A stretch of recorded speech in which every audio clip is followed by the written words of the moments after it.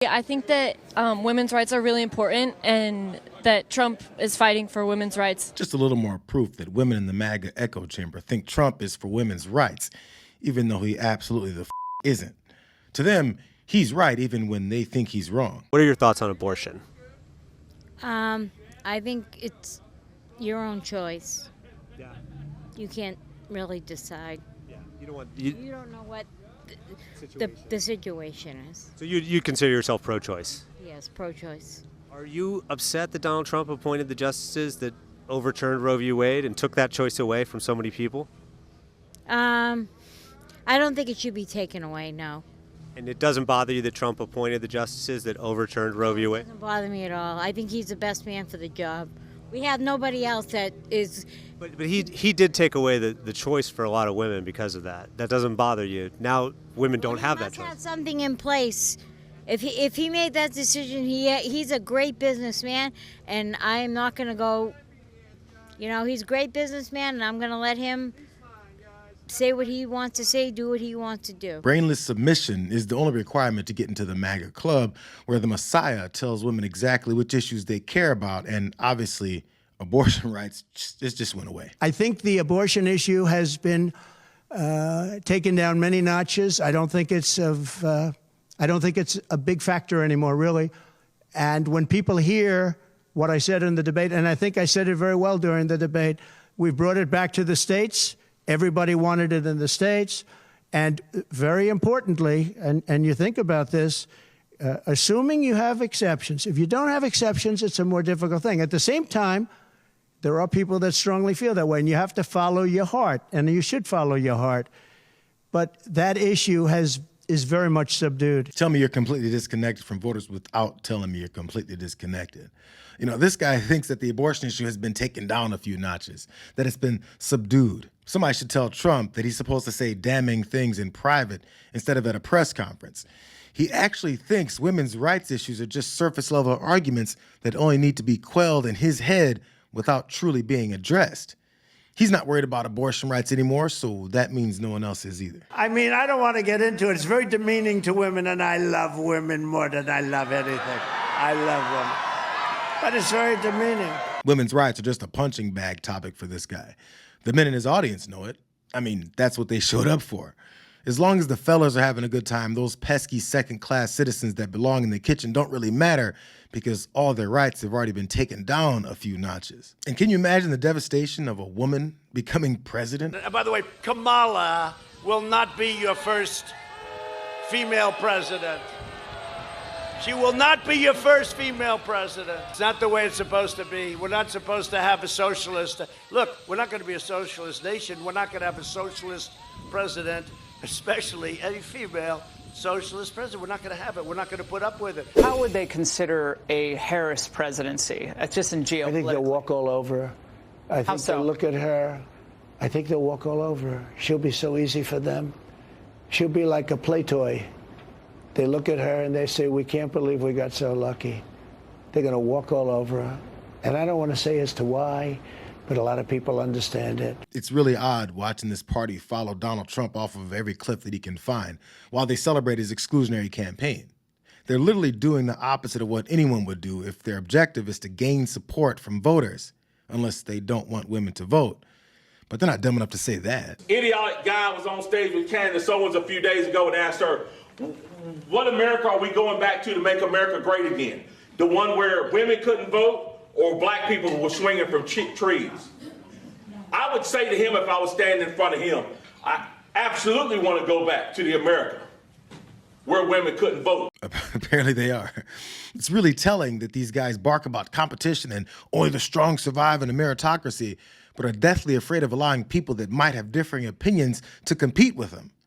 Trump has been proving just how incompetent he is when faced with a challenge from Kamala Harris. All he can focus on is that she's a woman that disrespects him by just speaking. Continuing wants to say cultural issues as a code word for rube, white, rural, Christian, heterosexual, male, nationalist, that are just focused on their wives being too mouthy, sir. Yeah. Well, look, let's just be frank. women have become too mouthy. As the black men in the room, I'll say that. I don't know whether we're talking white men or Asian men or black men or so on and so forth. But no, I mean, I'm serious. I mean, there was, and the thing that is scary about it, and I say this, and people will go, "Oh, Hold well, it, that's hold it. just, Can I officially say that Joy Reid's Black Girl Magic does not work with Royce White? Can we just? Yeah, no. I just want to make sure. No. Hey, don't take it from me. I just want Don't Royce get me to say started, it. dog. You know you're gonna send me off. You go to Joyanne Reid and she's wearing a white woman's wigs. You're gonna piss me off this afternoon. I'm having a beautiful day without thinking about that scam. A tough guy when it comes to Joy Reid's white woman's wigs, but he's subservient when it comes to kissing Steve Bannon's ass. MAGA has built this coalition of weak men whose purpose in life is to mask it by attacking women, and they think it makes them look tough, even while they get their asses handed to them. Talk about identity politics. Now, I don't see why any man would vote Democrat. It's not the party of virtue, security. It's not the party of strength. It's definitely not the party of family. And to be a man and then vote for a woman just because she's a woman is either childish, that person has mommy issues, or they're just trying to be accepted by other women. And I heard the scientists say the other day that when a man votes for a woman, he actually transitions into a woman. Oh, is that right? Yeah, that's what the science says. Science says that. Jesse Waters and Greg Gutfeld at least try to mask their disdain for others by telling a joke so that people won't really think that they're that scared. It only took Donald Trump 9 years to completely transform this Republican Party into the woman haters club where Spanky and them daydream about the useful roles of females. It makes him a much better human being to have exposure to his grandparents. Well, I don't know. And the evidence on this, by the way, is like super clear. That's the whole purpose of the postmenopausal female in theory. Did your in-laws, and particularly your mother-in-law, show up in some huge way? She lived with us for a year. Right. So, So I didn't know the answer to that. Right. No. Because that's this weird unadvertised feature of marrying an Indian woman. No, it's in some ways the most transgressive thing I've ever done against sort of the hyper neoliberal approach to work and family. My wife had this baby 7 weeks before she started the clerkship. It was still not sleeping any more than an hour and a half in a given interval. And her mom just took a sabbatical. She's a biology professor in California. Just took a sabbatical for a year and came and lived with us and took care of our kid for a year. Okay, and it was just one of these things where it's like, this is what you do. So a biology professor, PhD. Yes. Drops what they're doing. Yeah. To immediately tend to the needs of a new mother with her infant. Painfully economically inefficient. Right? Can I just propose? Like why didn't she just keep her job, give us part of the wages to pay somebody else to do it, right? Because that is the thing that the hyper liberalized economics wants you to do. J.D. Vance really thinks that evil liberals don't have parents that live nearby or even move for a while to come help take care of the new additions to the family. While he and that host ranted about the purpose of postmenopausal women to come help his ass raise his children that he has the luxury of ignoring while he makes that venture capitalist money, he never stopped to claim that his wife should drop her clerkship to raise them. Sounds pretty lib and anti-family to allow your wife to continue her career. They have no clue that many mothers continue to work because the cutthroat and increasingly predatory capitalistic society that they promote forces them to. It just signals to people that their policies will be just as vacuous as their knowledge of regular Americans' family life. What happened to her laugh? I haven't heard that laugh in about a week. That's why they keep her off the stage. That's why she's disappeared. That's the laugh of a crazy person, I will tell you, if you haven't known it. It's a crazy. She's crazy. They told her, don't laugh, don't laugh. No, it's her. No, her laugh is career threatening. They said don't laugh. She hasn't laughed. She doesn't laugh anymore. It's smart, but someday it's going to come out. That's the laugh of a person with some big problems. And you need brilliance. You need brilliance. She is not a brilliant person. She is not a smart person. She is not very smart. I'm still not sure how the vice president's laugh means that Trump will somehow solve issues Americans care about, like education, healthcare, job security, and housing costs. But go ahead, go off, bro.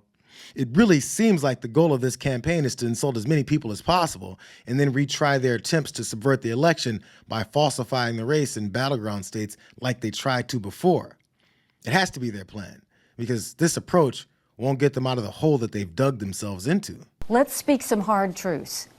If Donald Trump becomes the Republican nominee, we will get a President Kamala Harris. You mark my words. He cannot win a general election. Look at Iowa, look at New Hampshire. He can't get independents. He can't get suburban women. He's losing Republicans who say they don't want him and will vote for someone else. It's a problem. To the people who say that Donald Trump should do something different, they had an opportunity to make Donald Trump do something different by challenging him over 3 separate primaries, every single one of which he won.